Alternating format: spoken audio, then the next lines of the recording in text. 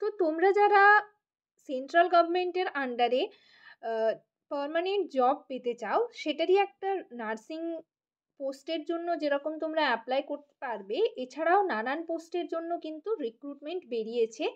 এবং এইমসের কতগুলো হসপিটাল বা হচ্ছে সেন্ট্রাল গভর্নমেন্টের আদার যে হসপিটালগুলো এবং ইএসআইসির যে হসপিটালগুলো, সেগুলোতেও কিন্তু ভ্যাকেন্সি রয়েছে। তো কিভাবে তোমরা অ্যাপ্লাই করবে এবং কারা কারা অ্যাপ্লাই করতে পারবে, এক্সপিরিয়েন্স কীরকম চাই, এই সমস্ত কিছু নিয়ে ডিটেলে আজকের ভিডিওতে তোমাদের সাথে ডিসকাস করব। তো সকলেই ভিডিওটা স্কিপ না করে দেখতে থাকো।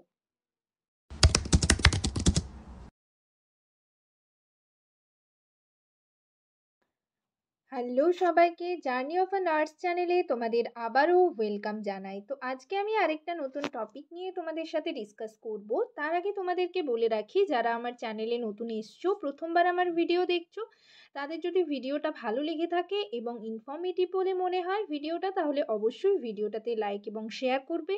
চ্যানেলটিকে অবশ্যই সাবস্ক্রাইব করে রাখবে নার্সিং রিলেটেড নতুন নতুন আপডেট এবং অথেন্টিক সব ইনফরমেশন পাওয়ার জন্য। আশা করি ভিডিওটা সকলেই শুরু থেকে শেষ পর্যন্ত দেখবে, কেউ স্কিপ করবে না। তো চলো দেরি না করে ভিডিওটা শুরু করা যাক।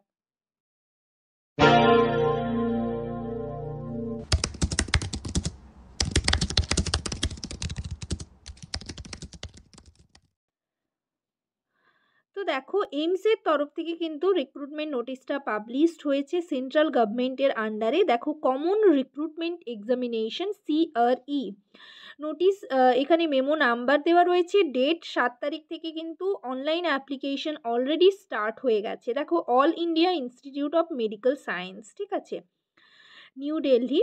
তো এখানে আমি তোমাদের দেখিয়ে দিচ্ছি, অ্যাপ্লিকেশন অলরেডি স্টার্ট হয়ে গেছে 7 তারিখ থেকে। এবং তোমরা যারা যারা এখনও পর্যন্ত জানো না, নোটিশটার কোনো রকম আপডেট পাওনি, তাদের জন্য ভিডিওটা কিন্তু খুবই হেল্পফুল হবে। তো এখনও ক্লোজিং ডেট রয়েছে, মানে লাস্ট ডেট রয়েছে 31 তারিখ পর্যন্ত, হাতে অনেক দিন টাইম রয়েছে।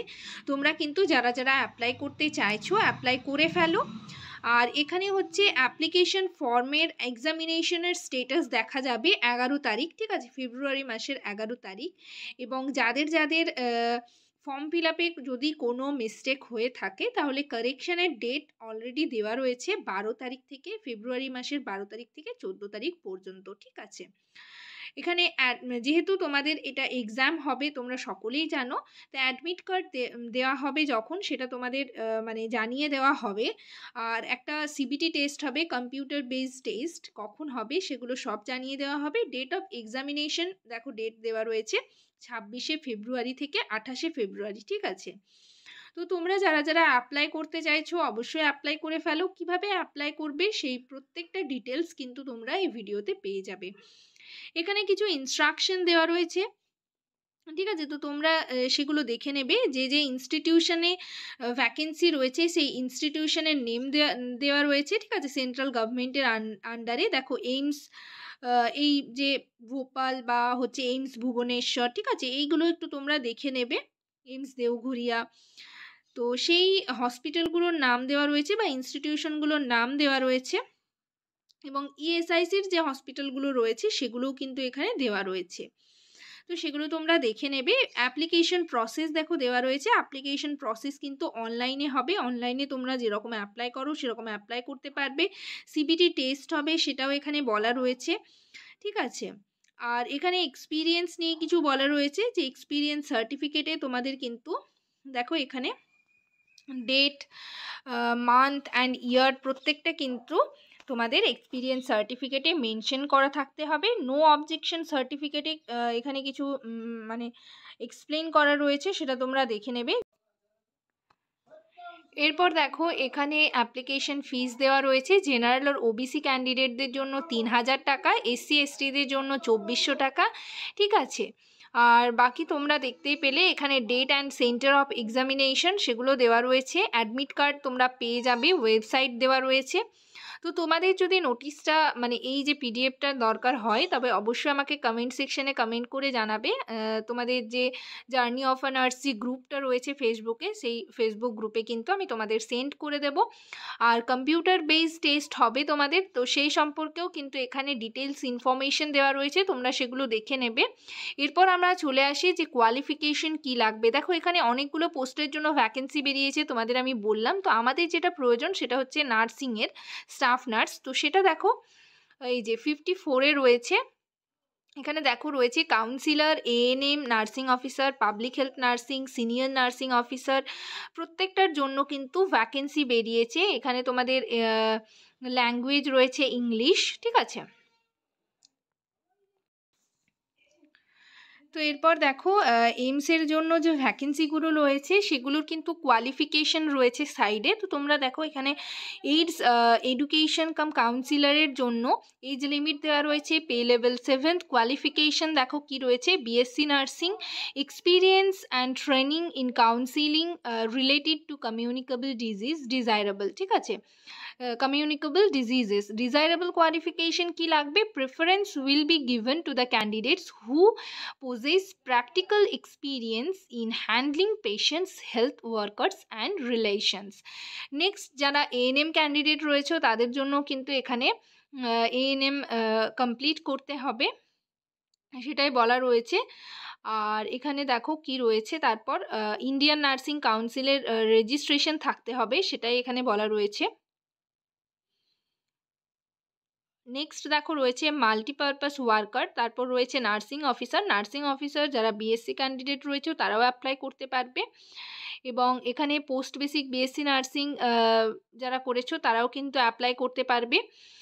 আর রেজিস্ট্রেশন থাকতে হবে তোমাদের অবশ্যই। এবং যারা জিএনএম করেছো তারাও কিন্তু অ্যাপ্লাই করতে পারবে। জিএনএম ক্যান্ডিডেটদের কিন্তু 1 year experience in minimum 50 bedded hospital after acquiring the educational qualification mention at B, ঠিক আছে। তো তোমাদের যারা জিএনএম করেছো তাদের কিন্তু 1 year এক্সপিরিয়েন্স থাকতে হবে মিনিমাম 50 bedded হসপিটালে। তারপর দেখো নেক্সট রয়েছে নার্সিং অফিসার। নার্সিং অফিসার জন্য যারা অ্যাপ্লাই করবে তাদের জন্য তারা বিএসসি বা হচ্ছে জিএনএম ক্যান্ডিডেটরাও কিন্তু অ্যাপ্লাই করতে পারবে। পাশেই কিন্তু তোমাদের কোয়ালিফিকেশনগুলো রয়েছে, তো কোয়ালিফিকেশনগুলো তোমরা একটু দেখে নেবে। নেক্সট রয়েছে public health nursing. Public health nursing যারা বিএসসি ক্যান্ডিডেট রয়েছে তারাই কেবলমাত্র অ্যাপ্লাই করতে পারবে, প্লাস 2 years এক্সপিরিয়েন্স চাই কিন্তু, ঠিক আছে। নেক্সট সিনিয়র নার্সিং অফিসার রয়েছে, তারপর রয়েছে সিনিয়র নার্সিং অফিসার এইমস জম্মুতে আর senior nursing officer AIIMS Nagpur. এইভাবে কিন্তু তোমাদের রয়েছে এইমস পাটনা। সাইডে কোয়ালিফিকেশনগুলো রয়েছে, কোয়ালিফিকেশনগুলো তোমরা একটু চেক করে নেবে, ঠিক আছে।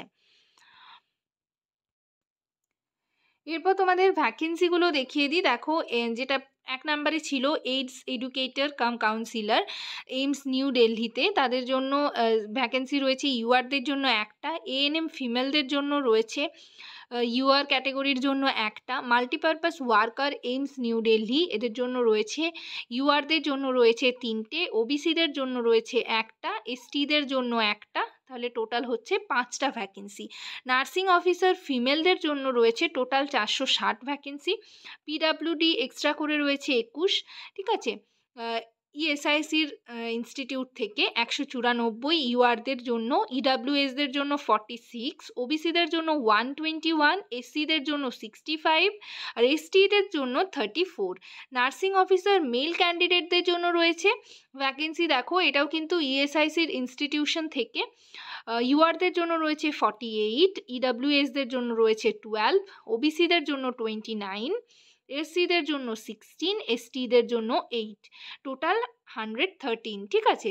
নার্সিং অফিসার ফিমেলদের জন্য টোটাল ভ্যাকেন্সি রয়েছে 13, ইউআরদের জন্য 7টা, ওবিসিদের জন্য 3টে, এসসিদের জন্য 2টো আর এসটিদের জন্য রয়েছে একটা। নার্সিং অফিসার মেলদের জন্য রয়েছে টোটাল ভ্যাকেন্সি 3টে, ইউআরদের জন্য 2টো আর ওবিসিদের জন্য একটা, টোটাল 3টে ভ্যাকেন্সি। পাবলিক হেলথ নার্সিংয়ের জন্য ভ্যাকেন্সি রয়েছে টোটাল কিন্তু ইউআর ক্যাটেগরির তরফ থেকে একটা। এইভাবে সিনিয়র নার্সিং অফিসারেরও কিন্তু ভ্যাকেন্সিগুলো দেওয়া রয়েছে পাশে পাশে, তো এগুলো তোমরা একটু দেখে নেবে, ঠিক আছে।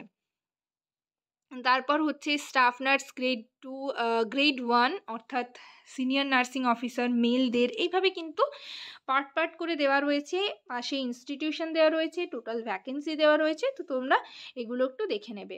তো যাই হোক, আজকের সেশন এই পর্যন্তই। তোমরা যারা যারা অ্যাপ্লাই করতে চাইছো, এখনও হাতে অনেকটা টাইম রয়েছে, অ্যাপ্লাই করতে পারো। আর প্রিপারেশনের ভিডিও অবশ্যই আমার চ্যানেলে তোমরা পেয়ে যাবে।